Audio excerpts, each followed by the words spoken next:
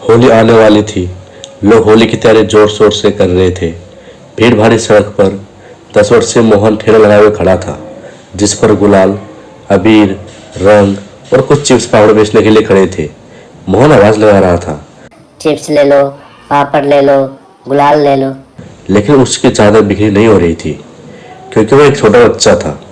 एक दो लोग जो खरीदने के लिए आ ही रहे थे, तो उसके पास खड़े हुए ठेले वाले उन ग्राहकों को अपनी ओर खींच लेते थे। वही सड़क के पार सुंदर मकानों में से एक महिला रीना अपने बेटे नमन से कहती है, 4-5 दिन से काम वाली भी नहीं आ रही है। क्या पता वह कहीं गई है, पता नहीं कहाँ मर गई है। बेटा तुम ऐसे लोगों को नहीं जानते हो।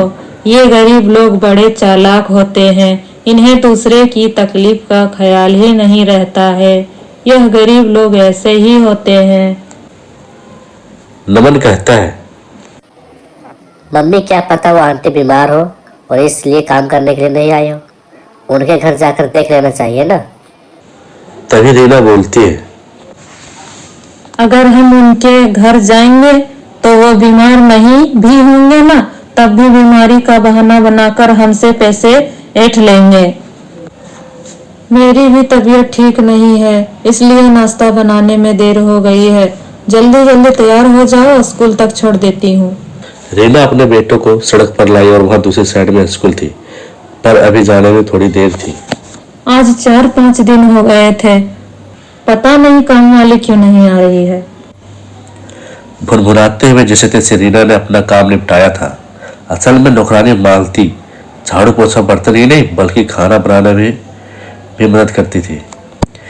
रीना की नौकरानी मालती बेहद हंसमुख, ईमानदार और मेहनती थी। रीना सड़क पर ठेले लगाए हुए मोहन के पास से गुजरती है, तब मोहन कहता है, आंटी होली के लिए सामान खरीद लो। फिर रीना बोलती है, नहीं अभी नहीं, बाद में खरीद लूंगी, और यहाँ से ये घटिया सामान नहीं लूंगी, मैं तो मॉल ही जाऊंगी। बच्चा कहता है, आंटी थोड़ा सा ले लो, मेरी बिक्री नहीं हुई है। थोड़ा सा ही ले लो, कुछ ना तो कुछ तो पैसे आ जाएंगे। आज मैं घर जाऊंगा तो मेरे पास खाने भर के लिए भी पैसे नहीं हो पाए। मेरी कोई बात नहीं, पर मेरी माँ और छोटा भाई भी भूखे ही रहेंगे। नमन कहता है, मम्मी ले लो ना सामान।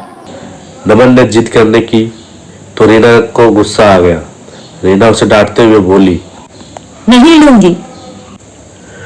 और ऐसा कहकर वो आगे बढ़ गया। नमन खड़ा रह गया। उसे उम्मीद थी कि मेरी माँ उसकी बात मान लेगी। तभी तेज से चलती हुई एक कार आई और जिसने नमन नहीं देख पाया। मोहन ने चिल्लाते हुए नमन को ठेले के पीछे धक्का दिया और खुद भी गिर पड़ा। कार मोहन के ठेले को टक्कर मारते हुए कार चली गई। ठेला सड़क पर उलट पलट गया और उसके सारा सामान जमीन में बिखर गया। जो धूल में मिल गया सारा सामान, जो धूल में मिलकर बेकार हो गया। मोहन ने नमन को बचा लिया था। रीना बहुत डर गई थी।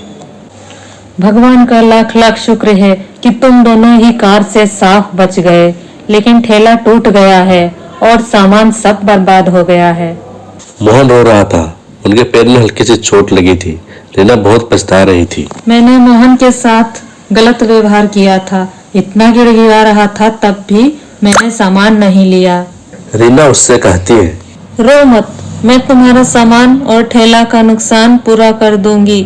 समझ लो ये सारा सामान मैंने खरीद लिया है। तुम तो बहुत अच्छे लड़के हो ना, तुमने आज मेरे बेटे की जान बचा ली। मैं तुम्हारा एहसान कभी नहीं भूल सकती बेटा।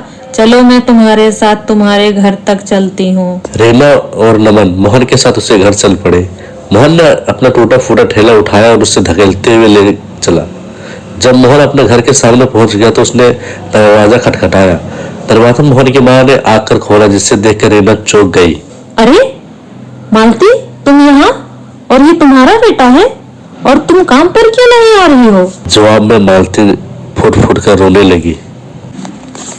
मेरा पति और छोटा बेटा बहुत बीमार है, तभी तो मुझे काम करने की जरूरत पड़ी थी दीदी। मैं तो काम करने चली जाती थी और बेटी उसकी देखभाल करती थी। 5 साल की बेटी है और 3 साल के बेटे की क्या देखभाल कर पाती दीदी। अब रीना ने चारों ओर देखा। सामान के नाम पर एक टूटी चारपाई, खाना बनाने के थोड़े बहुत बर्तन और कुछ सामान था। मालती अपने गोद में बच्चे को ली हुई थी। उसका हालत बहुत खराब थी। देखने में ही लग रहा था कि चूल्हा पता नहीं कितने दिनों से नहीं जला है। उसका पति रामू डॉक्टर से दवा लेने गया था। रीना बोली, इसकी अच्छे से दवाई करवाओ मालती। मैं अच्छे डॉक्टर से कैसे दवा करा सकती हूँ दीदी? 8 दिन से मैं काम करने भी नहीं गई हूँ। कौन पैसे देगा मुझे? इसी वजह से मोहन अपने बापू का ठेला लगाने गया है, लेकिन उसका सामान भी नहीं बिक रहा है। रीना ने अपने पति को अर्जेंट फोन किया। सुनो सुजीत, तुरंत 5 लोगों के लिए खाने पीने के लिए कुछ सामान लेकर आओ, अभी अर्जेंट है। 2 लोगों को अस्पताल में भर्ती कराना है। नमन का एक्सीडेंट होते होते बचा है। अब जितनी भी बात है बाकी मैं घर आने के बाद बताती हूँ। लगभग 1 घंटे बाद ढेर सारे फल और खाना पैक कराकर सुजीत मालती के घर पहुंच गया। उससे सारा सामान देकर उसके पति रामू और उसके बच्चे को हॉस्पिटल में एडमिट करवाया। सुजीत को रीना ने बताया, मैं तो गरीब लोगों को बहुत मतलबी और चालाक समझती थी, लेकिन मुझे बहुत पछतावा हो रही है कि मैं कितना गलत सोच रही थी। आज इस लड़के ने हमारे नमन की जान बचाई है। और डॉक्टर साहब, अच्छी से अच्छी दवाई करनी है। अगर कोई जरूरत हो तो मुझे फोन कीजिएगा। मैं दवाइयों और सारे खर्चे जितनी भी हो मैं दूंगी।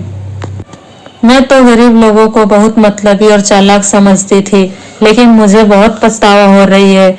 मैं कितना गलत सोच रही थी। आज इस लड़के ने हमारे नमन की जान बचाई है। और डॉक्टर साहब, अच्छी से अच्छी दवाई करनी है। अगर कोई जरूरत हो तो मुझे फोन कीजिएगा। मैं सारे दवाइयों का खर्चा दूंगी।